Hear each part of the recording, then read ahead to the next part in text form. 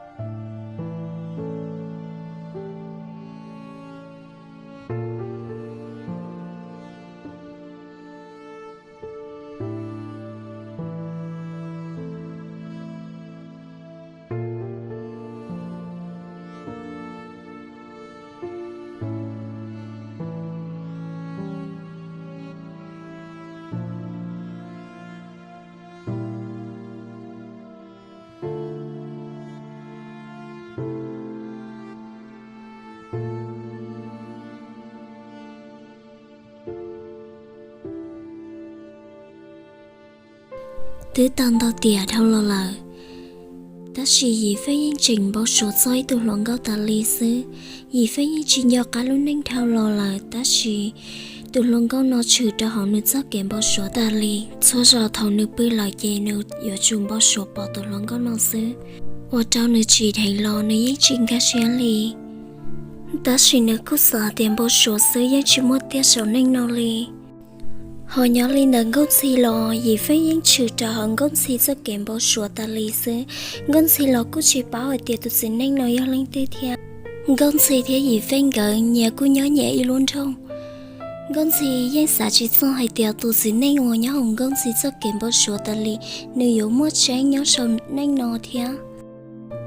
Gỡ nhà yên một cờ nhàn đó, gỡ yên chỉ bảo lý.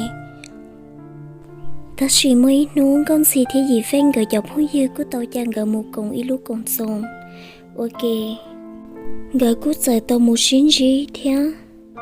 Ta chỉ thằng gỡ một xin bỏ lại gỡ cút xin cho khá cho hai tiệt. Do ở tu gỡ nét nôm nét mong bao sủa bỏ ta li. Gì phanh thế li giờ tao chàng con gì một sáng chê. Thằng gỡ tao nhớ ok gỡ cút mua kê cách xét thế lò dê cân gỡ li. Ta chỉ thầu lúc chỉ hở nào mồ lờ. Gỡ xa tia tới chồng gỡ yếu chỉ tao xin gì lên lờ. Nhớ cú trò tao một cờ nhận đỡ lời thía. Gỡ là cú chuyện bao số chỉ bỏ lên lời thía. Nhớ chuyện đến góc xin nè thiên góc xin chỉ là cú giờ kia một tròn trà luôn trong ổ gì phanh tao nhớ. Thiên góc xin cú giờ nhảy một cờ tròn trà lờ.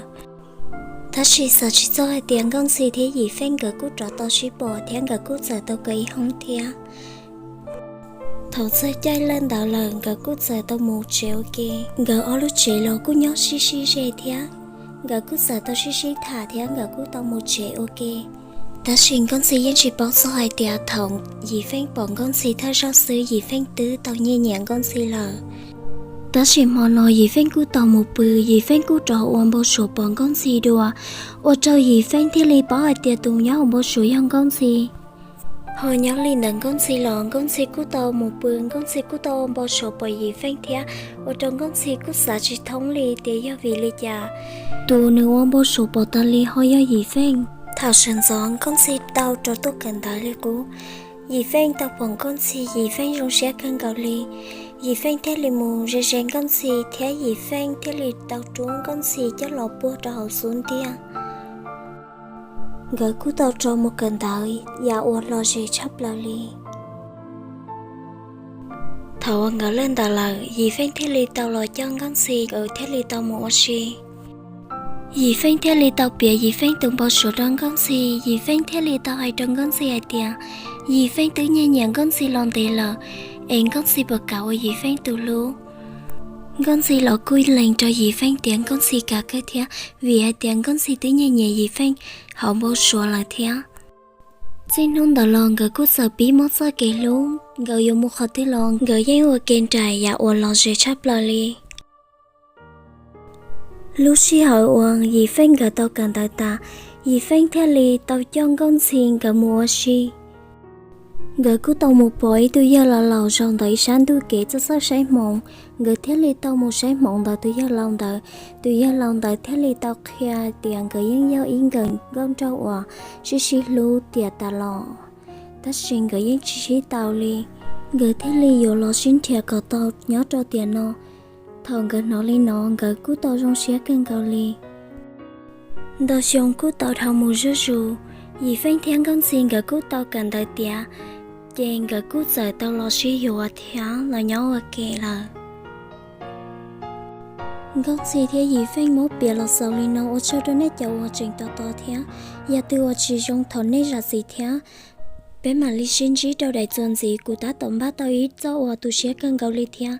Bá chả cho cụ thía bé thê li bỏ ở kèo.